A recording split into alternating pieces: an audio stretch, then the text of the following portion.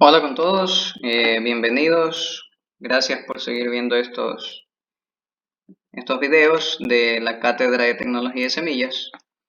Continuamos con nuestro siguiente tema, que son las características fisiológicas de la semilla. Y básicamente se refiere al funcionamiento, al contenido de las semillas para que tengan un óptimo funcionamiento o un óptimo desarrollo. Un mensaje como siempre antes de empezar para reflexionar un poco. Y empezamos, bueno, viendo la fisiología de la semilla. En primer lugar, su crecimiento vegetativo o la fase vegetativa. Luego tenemos la madurez sexual, que es cuando hay la apertura del botón floral, cuando se puede iniciar la fecundación. Vemos después la flor, cuando ya hay una flor que puede ser viable, que puede ser fecundada. Encontramos el androceo, que son los estambres y el polen. Encontramos el gineceo, que es la estructura ovárica, o el saco embrionario, que es la parte femenina, por decirlo así, de la flor. Y una vez que tenemos ya la madurez sexual de la planta, ya no se puede revertir esta fase. Quiere decir que ya no se puede echar atrás el proceso fisiológico de la planta. Ya tiene que continuar con su proceso reproductivo. Entonces, hablando de la flor, tenemos las yemas que tienen un crecimiento limitado, nacen de las axilas. Vemos en el tallo, encontramos las axilas, ahí es donde están las yemas. Bueno, estas axilas, estas yemas, se adaptan y se modifican. En lugar de producir una hoja, que es la que fotosintetiza, la que ayuda a fotosintetizar, cambia y se modifica para producir una flor. La flor que luego se vuelve un fruto y por ende se reproduce, ayuda a reproducir la planta. Tenemos plantas monoicas y dioicas, que algo habíamos visto anteriormente, que son básicamente las monoicas, las que tienen flores unisexuales o que tienen ambos sexos en la misma flor, y las dioicas, que son las que tienen plantas con órganos en diferentes plantas, valga la redundancia, que los órganos masculinos están en una flor y los órganos femeninos están en otra. Puede ser incluso en la misma planta, pero no están en una misma flor. ¿Qué es la fecundación y cómo se da? Pues esto es conocido de años atrás. Eh, lo vimos tal vez en primaria o secundaria. Básicamente el grano de polen se forma en la antera. El polen por movimiento, por viento, por algún insecto o incluso cuando se hace polinización artificial, entra el polen en contacto con el estigma y germina. En este caso, una vez que se da la germinación, se desarrolla el tubo polínico. El tubo polínico crece hasta llegar al óvulo, hace un desplazamiento de la célula generativa que sufre una división por mitosis, y esto genera dos células espermáticas que son básicamente las que fecundan al óvulo. La semilla, ¿cuál es su estructura? Pues si lo vemos desde este punto de vista, son básicamente embrión, tegumento y el tejido de reserva. Funcionalmente hablando, que son básicamente los mismos tres componentes, es la cobertura protectora, el eje embrionario y el tejido de reserva. ¿Qué es la cobertura? Bueno, es la que delimita, la que protege a la célula y la que regula de una u otra forma el intercambio de humedad y gases. ¿Qué quiere decir? Que cuando no tenemos esta cobertura, eh, la semilla queda expuesta a las condiciones ambientales, a los gases, eh, a la humedad ambiental y puede ocasionar algún tipo de problema, como veíamos antes, con hongos, con algún tipo de patógeno eh, que pueden dañar y pueden afectar la capacidad germinativa o el vigor de la semilla. ¿Cuál es el eje? Pues es la parte reproductiva. Es el que crece eh, hacia arriba, digamos, que es cuando produce el tallo, o, o de una manera fototrópica, dicho un poco más técnicamente, la que crece y la parte que crece geotrópicamente, que es la raíz, la que profundiza más bien en el suelo, o dicho de otra manera, una fototropía negativa. ¿Qué es la reserva o el tejido de reserva? Es la fuente de energía que va a usar el embrión, lo que decíamos anteriormente, para poder germinar, para poder tener la fuerza suficiente, el vigor suficiente, para poder crecer hasta poder producir su propio alimento, hasta poder ser autotrófico, ya una vez que produzca hojas verdaderas. Mientras tanto, va a depender básicamente del tejido de reserva. En un gráfico vemos cómo es esta composición que acabamos de ver. Vemos la superficie del suelo, raíces adventicias, la testa o tegumento, que es donde tenemos ese tejido de reserva. Aquí tenemos la radícula o la raíz, raíces secundarias, lo que mencionábamos, cómo crece es el eje embrional, cómo crece geotrópicamente y cómo crece fototrópicamente buscando la luz. Y aquí, bueno, vemos la primera hoja, cuando se empieza a formar la primera hoja. Entonces, si sigue el sol, es lo que conocemos como fototropismo. Si busca el suelo o la tierra, es lo que conocemos como geotropismo. Algunos lo mencionan como fototropismo positivo y negativo, dependiendo si va en dirección a la luz o viceversa, respectivamente. La semilla, ¿cómo se compone? Pues bien, tiene una composición química. eh, Químicamente hablando, valga la redundancia, tenemos los carbohidratos, los lípidos y las proteínas. Son los contenidos principales de las semillas. El almidón principal son los carbohidratos de reserva. Eh, en el caso de las amiláceas, se basan o se centran o contienen más que nada almidones.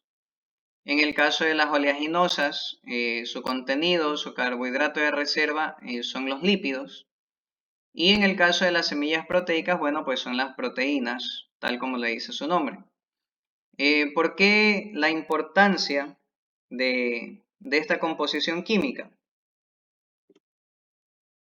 Lo vemos más adelante, pero básicamente es porque su vigor y su potencial depende de la composición química que tiene. En este caso, vemos, por ejemplo, las que son ricas en carbohidratos, la gran mayoría son los cereales, como ejemplo el arroz, el trigo, la quinoa.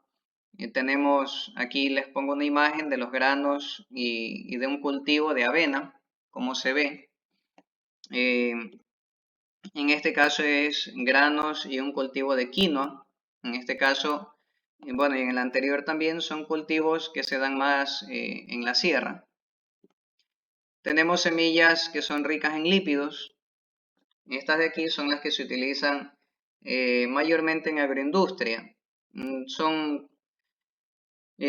como ejemplo, el girasol, la chía, la linaza, las vemos comercialmente bastante. Aquí les pongo como ejemplo una linaza, las semillas de linaza y cómo es un cultivo de linaza. Tenemos las semillas ricas en proteínas, que en este caso suelen ser menos conocidas, excepto por la soya, que que tal vez se ha vuelto muy conocido, más famosa, con el tema de los vegetarianos, ya que utilizan esta semilla o este grano como una fuente de proteína para ellos, ya que no pueden cubrir sus requerimientos proteicos, valga la redundancia, al no consumir carne de ningún tipo. Entonces deben buscar suplir ese requerimiento y lo suplen básicamente con soya. De diferentes formas, la procesan de diferentes maneras, la consumen de diferente manera, pero la intención es consumir lo más posible un alto contenido de proteínas. ¿Qué otra especie o qué otro grano encontramos como con alto contenido de proteínas? Acá por lo menos les pongo como ejemplo el amaranto, que es una semilla que se cosecha o se produce también en la sierra ecuatoriana. Y bueno, vemos que el vigor, lo que mencionaba anteriormente, el vigor y el potencial de almacenamiento de la semilla va a depender de su composición química. ¿Qué quiere decir? Que dependiendo de cuál sea su composición química, la podemos almacenar de una u otra forma. Sea con más contenido de humedad, con menos contenido de humedad, con ventilación, dependiendo de su contenido, de su composición química, perdón, va a ser el tipo de almacenamiento que se le dé a la semilla. No es lo mismo almacenar granos de maíz, que lo hacemos en silos, que almacenar granos de soya, que bueno, normalmente lo hacemos en otro tipo de otra forma, que pueden ser en sacos, por ejemplo. El maíz, si se le da algún tipo de tratamiento, lo podemos almacenar en saquillos, pero luego tenemos que ponerle algún tipo de protección para evitar más que nada daños físicos. Pero bueno, todo esto lo vemos dependiendo de qué tipo de cultivo sea, qué tipo de grano o qué tipo de semilla sea. Y cada uno nuevamente tiene sus características propias, y para ello es la importancia del catálogo. La maduración de la semilla, ¿cómo, cómo sabemos o por qué la importancia de ello? Bueno, pues porque la semilla, después de que ha sido fecundada, el óvulo sufre ciertas modificaciones. Estas modificaciones hacen que la semilla alcance un mayor tamaño y un mayor peso. Eh, la mayoría de plantas, la mayoría de semillas o de cultivos tienen su máxima germinación, su máxima capacidad germinativa y su vigor cuando llegan a este punto de maduración, de madurez, de desarrollo. ¿Cuál es la importancia de conocer esta madurez fisiológica o este punto?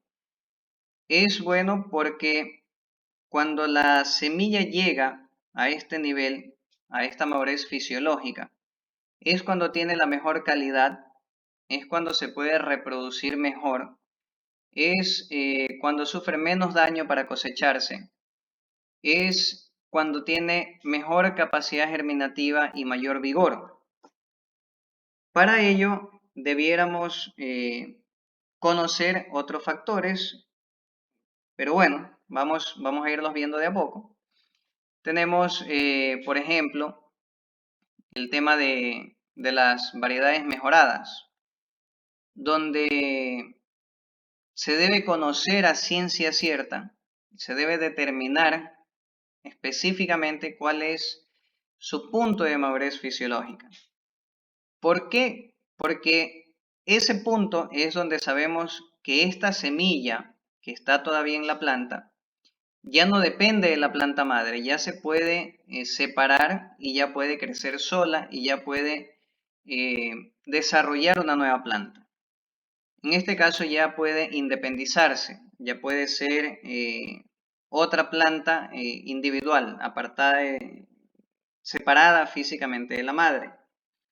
Pero también es importante conocerlo porque cuando no hemos llegado al punto de madurez fisiológico, no vamos a tener o no vamos a cumplir con los requisitos que decíamos antes. No va a tener su capacidad germinativa ni su vigor en su máximo punto, en su máxima expresión, pero hay que conocer también que normalmente cuando las semillas están en su madurez fisiológica, en el punto óptimo de madurez fisiológica, no suele ser el mismo punto, el mismo tiempo, la misma época en que tiene las mejores características para poderla almacenar. Entonces, ahí viene la otra parte que es el contenido de humedad. El contenido de humedad va de la mano con el tema de madurez fisiológica. ¿Cuál es el punto? ¿Cuál es el punto de quiebre o el punto de equilibrio aquí? Que el porcentaje de humedad puede ser relativamente alto para poder guardar la semilla, sin embargo es el idóneo para que la semilla tenga el punto óptimo de madurez fisiológica, o sea, el punto ideal donde tiene mayor vigor y mayor capacidad germinativa. ¿Qué quiere decir? Que cuando nosotros almacenamos semilla o queremos semilla para poderla guardar, debemos reducir ese porcentaje de humedad y por ende vamos a reducir en algo su capacidad de germinación y vamos a reducir en algo su vigor. Pero esto lo vamos a ver en un próximo video, en una segunda parte. Muchas gracias, jóvenes.